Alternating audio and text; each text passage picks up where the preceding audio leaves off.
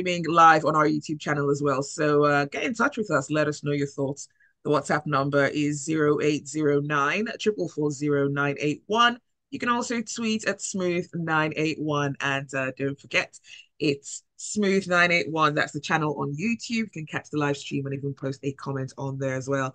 The analysts are in this morning. It's Mr. C and AB Bozimo. Good morning and welcome. AB? Good morning, Mr. C. Good morning, President Zibi. Good morning, Lagos. And to everyone out there listening, have a fabulous week ahead. Good morning, all President. Good morning, lady. Good morning, Lagos. And good morning, virtual listeners. All right, let's start off with the headline coming from Daily Trust. Algon applauds Tinubu AGF for Supreme Court victory. Thank you, Zibi. So, the Association of Local Governments Organization, or Local Government Associations, actually, it's Association of Local Government Organizations in Nigeria, the Board of Trustees has congratulated AGF, and the President over the Supreme Court judgment that was granted in favor of the local governments concerning the financial autonomy of the local governments. Now, this is very interesting because on the back of this, they now suggest or indicate that further constitutional reforms will be required to ensure that it's not just financial autonomy the local governments get, but they also get complete autonomy. Now, these are very interesting words coming from the Association of Local Government Chairman through their Board of Trustees, and we must examine them. So, the local government is a third tier of government. It's a third tier of government in Nigeria, ideally. Now, what we have found or discovered over the past 25 years, in the very least, is that most local governments are literally absent. They're non-existent. So the idea of bringing governance to the people through the local governments has not yielded the necessary fruits. Now, was that the Supreme Court judgment was the mischief it sought to cure? I understand it because under the hammer of the governors, even the local government chairmen that were willing to express themselves and do the little they could were unable to do so. Now, the Supreme Court judgment has now said they must have financial autonomy and their monies must be paid into a specific account, not controlled by the governors. Now, the constitution and the propriety of that decision is a different kettle of fish. Now, really and truly, have the local governments gotten the freedom they have so desired from the state governments? I'm not sure they have, and I'll explain why. Look at the way they're selected, look at the way their elections are conducted. They're not conducted by INEC, they're conducted by state electoral commissions. Not that INEC is the best shining example, but the state electoral commissions are actually a lot more wonderful than INEC. Now, we found that in previous elections conducted, there was always a clean sweep for the ruling party of a particular state. We never had a situation where the opposition party will take a majority of the council seats. Now, as we speak today, there are about 22 states that have not conducted local government elections. So what we're going to find now is a lot of states will quickly rush or hurry to conduct elections, and then we'll find all manner of individuals parading themselves as local government chairmen and councillors. Now, the real issue is this, right? If people were doing the right thing, if the right people were being selected, if we were more involved in the process that throws these guys up, and we made sure that they were more accountable, we wouldn't need to be speaking about financial autonomy. It's because there are no, the inbuilt checks and balances provided for in the Constitution have not been effective. For example, one of the inbuilt checks and balances is the State House of Assembly. But more often than not, they disappoint the people they're supposed to be serving. They literally serve as rubber stamps for executive governors. That should not be the case, because if the Houses of Assembly were alive and responsible and carried out their constitutional responsibilities, most governors would not be in a position to keep local government chairmen in their pockets. So I think it goes beyond the Supreme Court judgment. We need to reevaluate our positions, right? And decide, how do we want to move forward as a nation? We cannot continue to do things haphazardly or poorly. We must have a procedure, we must have a process, we must have a goal, we must have milestones, and we must be in a position to decide that no matter what happens, we're going to get to the desired goal and we're going to get there properly. Now, it's interesting that the Supreme Court judgment has gone. And I was reading a comment AB sent to me over the weekend. If the states were responsible enough, it's now to take the federal government back to the Supreme Court. So, for example, crude oil belongs to the nation. It doesn't belong to the federal government. That the federal government should be restrained perpetually from taking out loans through the NNPC and offering crude oil as collateral or as payment. That needs to stop. So there are a number of things. If only the governors would sit down and articulate their points, we would then begin to see the true roots of federalism budding in this country, and then Nigeria will be a much better state. Yes, AB. One sentence. I challenge all of us, me included, of course, lawyers already know it, to go and study the Nigerian constitution, understand the responsibilities and role of the local government, and make a beeline for your local government and begin to demand services. Federal government should publish how much money is given to each local government every month, as used to be done before, so that I know that my local government chairman just received 242 billion naira. I now want to understand what he plans to do with it and why, for instance, he wants to appoint 100 aides. Let's go on to the next story. 0809 444 0981. That's the WhatsApp number. You can also tweet at Smooth981. And don't forget, you can also post a comment on the live stream as well. Next headline comes from a Daily Post. School building collapse. NCWS seeks enforcement of construction codes in Nigeria. AB? This country has been hit by not two, but I heard a third tragedy of building collapse. The last one happened in Osun yesterday morning. It seems to have a coincidence around the rainy season. It seems that there is a correlation between the onset of the heavy rains and some building failures. A building collapse must be understood to be just the final physical expression of an entire system of process failures, maybe processes of professional involvement, processes of construction supervision, approval, material approval, and everything. So ultimately, you have many failures before this, but the collapse is physical. The most tragic of recent times is the fact that 22 people have been confirmed dead, students confirmed dead in a school in Jos. It is a national tragedy. It merited and did receive a comment from the president. And in the same voice, our beautiful president quickly stopped Trump. But that's another story. Here we have the National Council of Women's Society saying, hey, building codes should be enforced. What construction codes have been passed into law? There is a Nigerian building code, but it has not been approved at the National Assembly that has the capacity to approve things in 24 hours, like the national anthem. And even after that, it must be domesticated in each state because each state has a different, climate and all that. So you do have to domesticate that building code in the states. Currently, our National Assembly for the past 25 years has not found it necessary to pass that construction code into place. And in general, our built environment and the practitioners therein are not being properly regulated. The fact is, everybody came out of a building, works in a building, does something in the building. So people feel buildings are really familiar. And so everybody and their mama thinks I can be a building contractor. Just because you can procure materials does not mean you have the skills to put a building together properly. Until the government on its part decides to bring a real hammer down on non-qualified practitioners in the built industry, we run this continuous risk of having collapse. Now, the line I heard in this story that was interesting to me was This tragedy has highlighted the profound impact that inadequate infrastructure can have on women and children, who are often the most vulnerable members of society.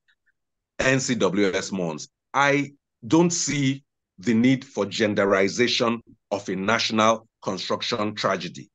Buildings collapse. They don't look, oops, there are some boys here who won't collapse. They will collapse on girls and women. It is a tragedy of spectacular proportions, and we should ask our National Assembly and subsequently our state assemblies to pass construction and building codes into law. Right now, many of them are based on foreign codes. It's a start. We can take it from there, because if you look in the code, you find so-and-so radio should be there for the fire engine. I'm like, what fire engine in Nigeria? But at least let's start somewhere and aspire perhaps to actually having fire engines and other things. So we cannot afford any more construction tragedies. The time is now. The urgency is imperative. We must make sure that only those who are properly, you see, I cannot jump up, no matter how I think I've watched Crown Court as a child and appear in a court. There are processes, of course, I can go and say I want to defend myself. Najela Deluco. So it is properly, it's only lawyers who are properly trained to function in those places. In the built environment, it is architects, structural engineers, builders, because building is a profession, mechanical, electrical engineers, subsoil, quantity surveyors. There are certain professionals. Those should be the only people allowed to work. In other parts of the world, you don't just have any joker coming in to do what you want to do. Even in those free countries like America, you have to have some kind of license. If we say we want to aspire, we must do better. So we really sympathize with those who lost. There's this tragic story I'm hearing where a woman heard about her children all passing. She passed on. The father heard, he passed on. I don't know how true it is. Imagine that kind of tragedy, an entire family line wiped out. I heard that the building just was originally a bungalow.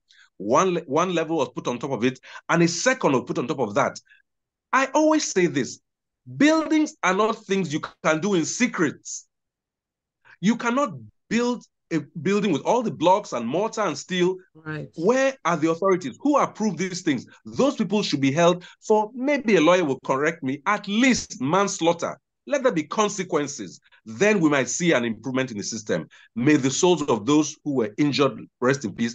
And 132 people have been injured. Some are in life-threatening mode. Some injuries will never get the people back to being who they were before. What a national trauma we're all passing through.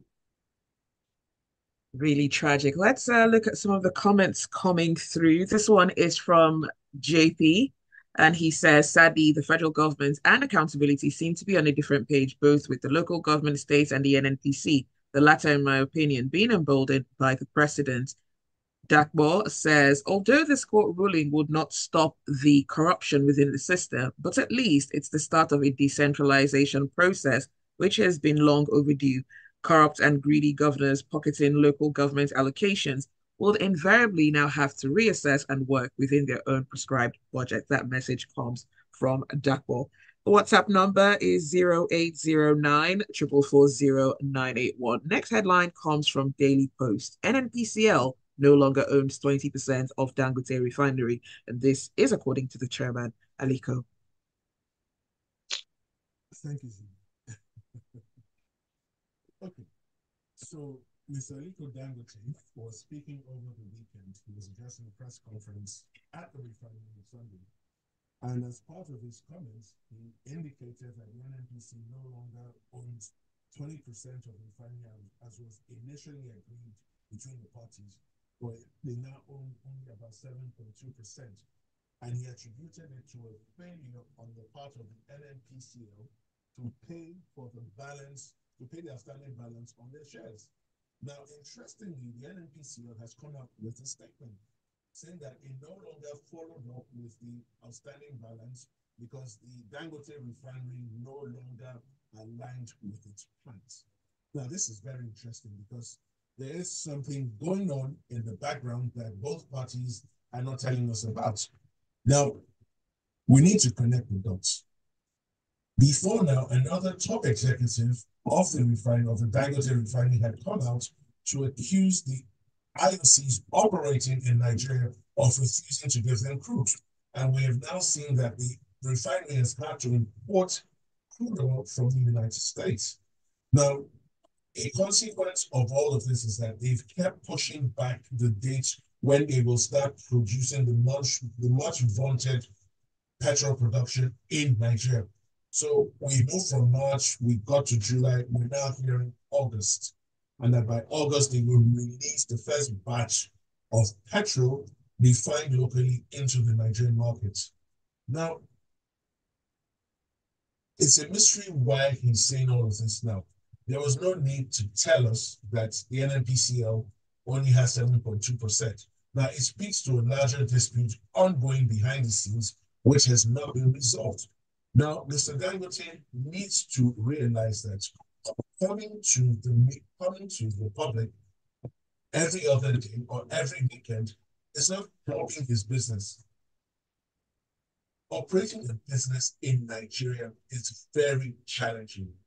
You're dealing with all sorts of regulatory landmines. You're dealing with a very volatile and uncertain exchange rate. You're dealing with all sorts of nonsense in the local environment. So that can be very unsettling. What he needs to do, yes, he has invested a lot of money, but he should go back, revisit his business model. You cannot continue accusing your competitors and making interesting comments about your competitors. Focus on delivering the petrol you said you would deliver, because for me, all of this are distractions. Why have you not started refining Nigeria? Why have you not started supplying the Nigerian market with petrol? Because I foresee a few weeks or a few months down the line, the refinery starts producing the petrol, then we now hear that the prices in country are too low for them to make any profits, and that they will rather export the petrol.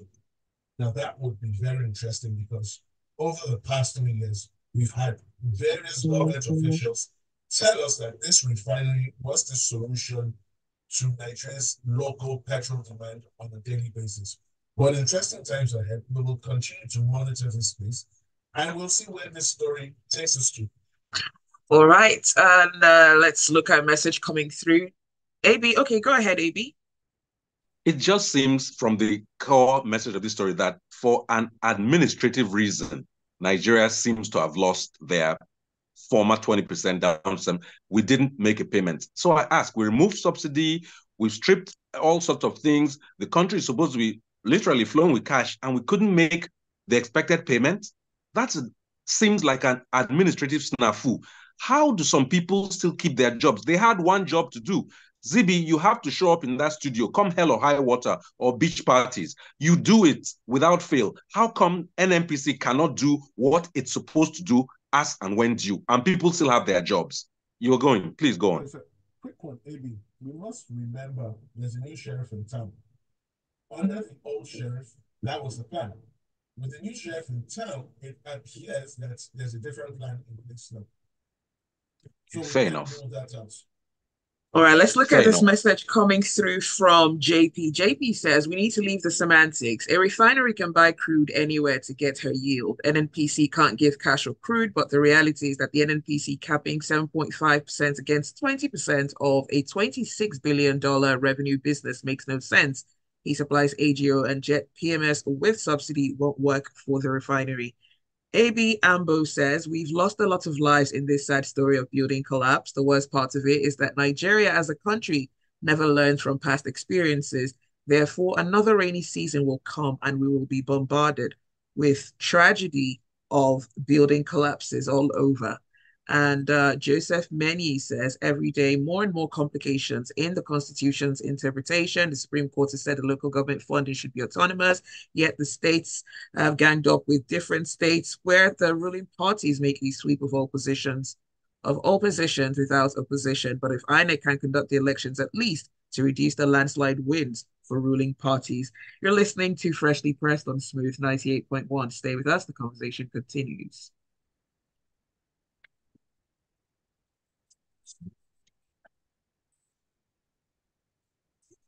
It's as though when Mr. C starts talking, it's very, very quiet. And then about 30 seconds into the conversation, the volume comes up almost on its own. So I just don't understand your engineers. Wow. I don't know whether they're listening. They should Yeah. try listening on YouTube too at some point. Right, right, right. We'll take that up again. Cello at perfect pitch. So smooth. That's why we keep it here on 98.1. This is Just Meeting, signing out. This is Johnny Drill, and you're listening to Smooth Breakfast Show.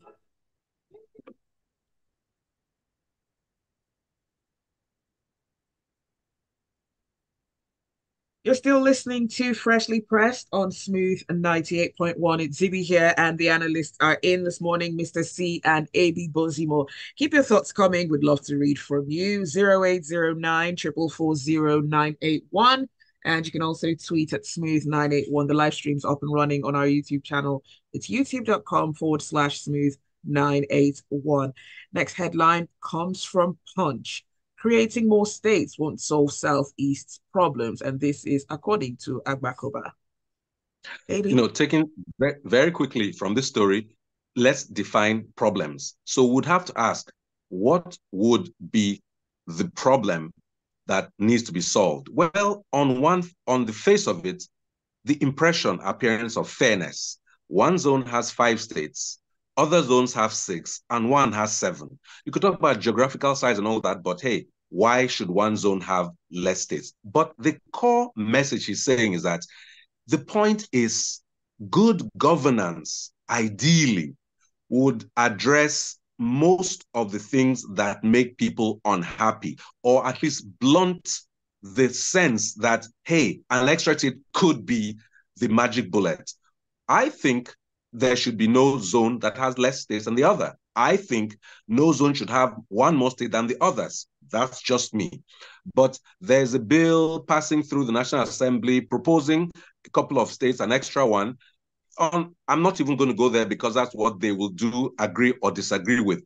But I very vehemently feel that if the current states were being run in an excellent manner, they would be where everybody would want to come, as few as they are. People go to one town called Dubai. It's not even the entire, it's an emirate, but I think Dubai is 90% empty. It's just that area that we see all the cameras focused on that the world goes to.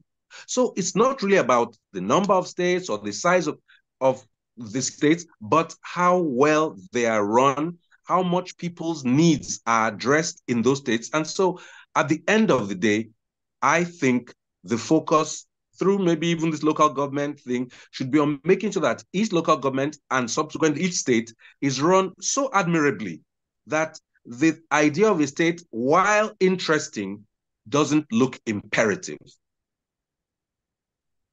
All right, let's move on to the next headline. And this one comes from Vanguard. IGP orders suspension of ECMR enforcement process. Mr. C? Okay, thank you, Zibi. So, sometime last week, we were informed by the spokesperson to the Nigeria Police Force that the police was going to commence the immediate enforcement of the electronic car motor registration system. And we were told that it would cost about 5,375 naira and that they were going to enforce immediate compliance. And on the back of that statement, the public section of the Nigerian Bar Association wrote a letter to the IGP and gave him a 7-day ultimatum to retract that enforcement notice, or else a court action will be started. And then late yesterday, we were then told that it had been suspended. Now, there are a number of issues here. The first issue for me is this. There is already a vehicle motor registration system in the country, and you can find it in each state. Why the police now deems it necessary to have its own database separate from the existing ones beats the imagination. And this is part of the general Nigerian problem. We have our biometrics flying all over the place. There's no centralized system, and there's no desire to have a centralized system. Why can't the police look at the various systems of the state and incorporate whatever feature they see their system will bring into the existing systems. Two, and this is very, very important, there's actually no law or regulation authorizing or permitting the police to suggest what they wanted to do. So that move would have not only been illegal, it would have just amounted to extorting innocent Nigerian citizens. Because you'll find out that if they had continued, some people will pay, will later find out we shouldn't have paid, and they will never get their money back. Take your minds back, say 10 years. The FRC came out with some policy, oh, you must affix reflective stickers on the back of your car. People rushed to get those reflective stickers. Well, guess what? There was no law backing that move. The people who paid for those reflective stickers never got their money back. Now we hear this is a suspension. They want to educate Nigerians, and then they intend, in quote, to go back. Well, here's the catch. The current IGP should soon be retiring. Will the new IGP want to continue down this lane, given the fact that the public is not in support of it? Time will tell. All right, let's look at a few messages coming through. AB, yes, AB. The worst thing for me, until they suspended, they suddenly gave us 2 weeks. So they were about to create another logjam, more burden on Nigerians, and more, in fact, nuisance, because there are enough databases. If the format is different, hire software engineers, they can harmonize it, and you can take that data. I'm happy they've suspended it, but I don't know. Suspension doesn't mean cancellation. I was actually going to say that because they said they're going to try to educate people. So it's coming, but you're just going to know the reason why. No, so this is Nigeria. Having seen the reaction, they're not going to come back anytime soon. They're going to wait for another opportunity time, and maybe in the intervening period to try to get a law now passed to back it. All right. A message from Benga says the police, like other agencies, is looking to raise revenue. Ibukun from Ketu says Dangote is seeing the real Nigerian business terrain. Refineries are processing plants and should have the necessary agreements with owners of crude to support business. Complaining about not being supplied crude by the IOCs is like the owner of a pepper grinding machine complaining that people are taking tomatoes to blend at home. Apart from the obligatory supply to the local market, you cannot force any oil company to refine in Nigeria. Ajayi says, just as Dangote is having problems getting crude to refine for the Nigerian market, so also is the Port Harcourt refinery having problems getting to production. Something must definitely be wrong with our system. From Vanguard, NDLEA foils plots to export cocaine and opioids to US, UK, and other countries in Europe. Kudos to the NDLEA. In the past couple of weeks, they have actually been up and doing.